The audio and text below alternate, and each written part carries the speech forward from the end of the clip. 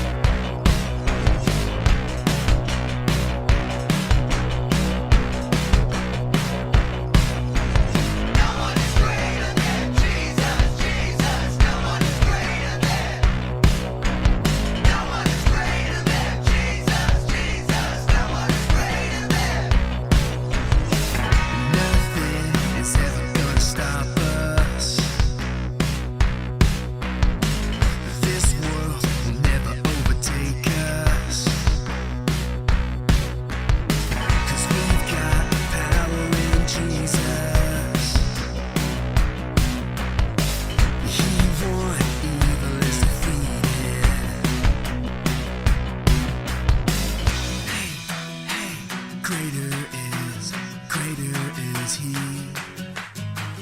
Hey, greater is He that is in me.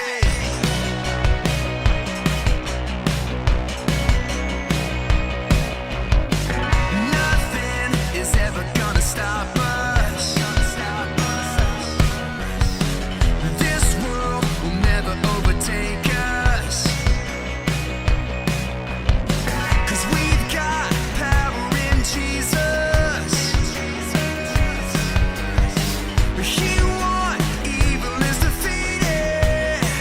Come on. Hey, greater is He. Hey, greater is He that is in me. Hey, greater is He. Hey, greater is He that is in me.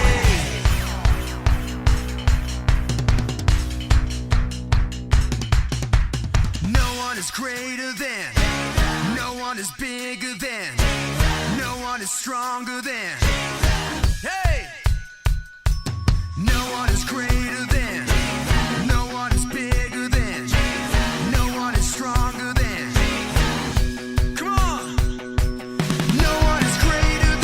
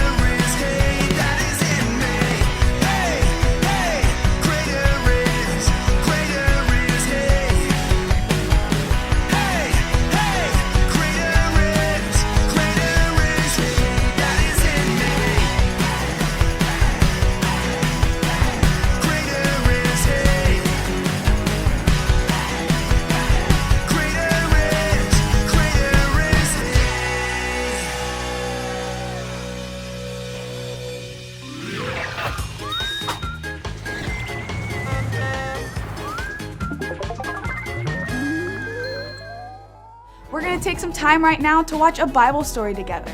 Like I said before, today we're going to be looking at the story of when sin entered the world. Let's check it out. In the beginning, God created everything. He made the bright sun to shine during the day and the mysterious moon to glow at night. He shaped the earth with his bare hands. He covered its surface with glistening waters. He caused towering mountains to sprout from the ground and then laid a bed of soft grass across the land. He made the graceful birds in the sky and the colorful fish in the sea.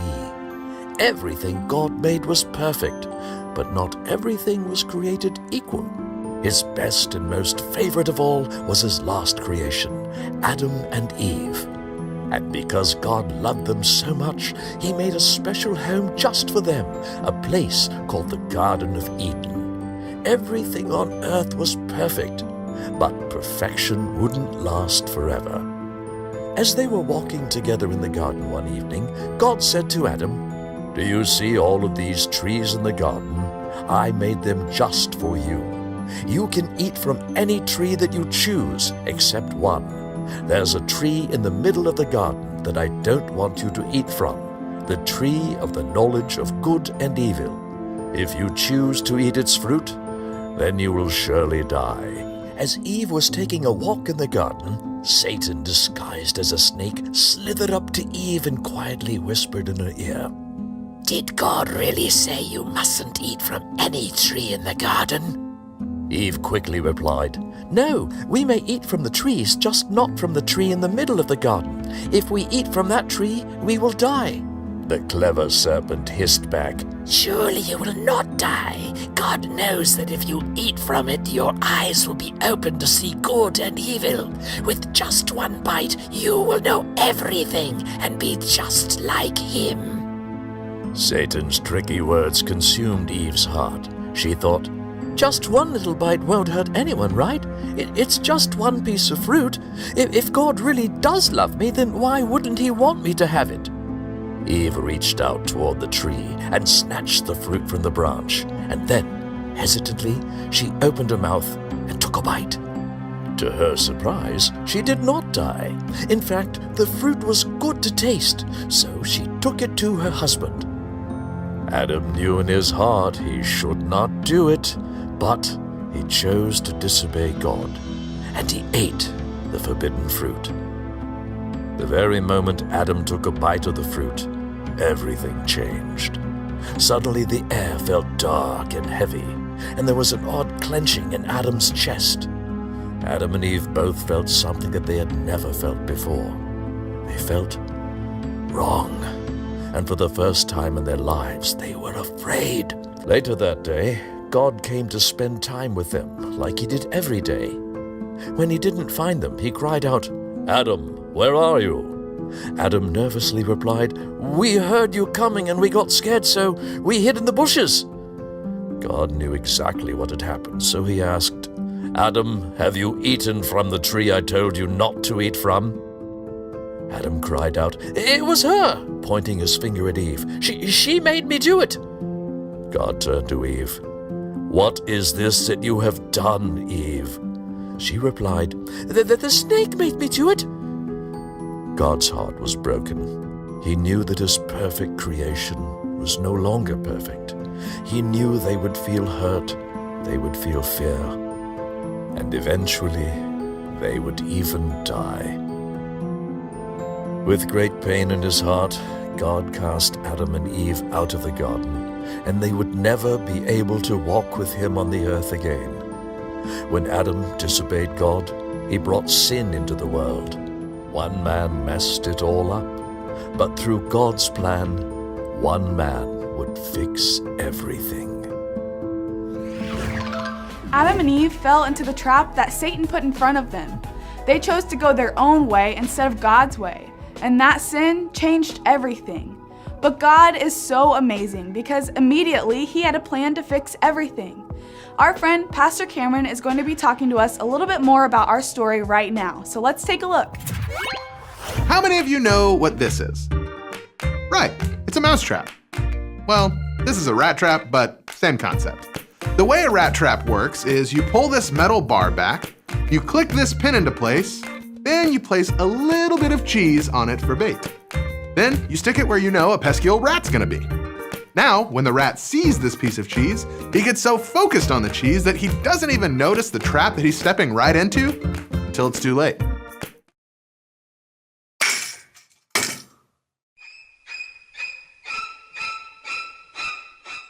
This is pretty much the same thing that happened to Adam and Eve. The serpent came and tempted them, and they ate the fruit. What? The serpent actually did a pretty good job framing this up as a good idea.